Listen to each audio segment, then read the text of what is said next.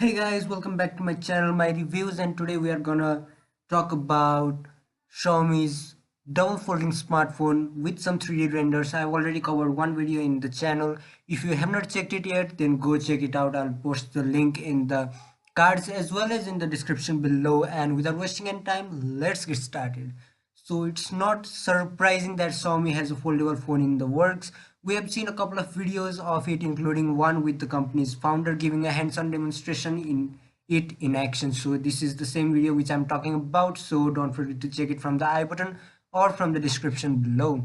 So Xiaomi has issued an official statement to Let's Go Digital where the company describes the foldable smartphone and some background on its development design as well as overcoming some of the challenges with the flexible display and the folding mechanism in addition to the way the MIUI reacts to the phone different folding configurations.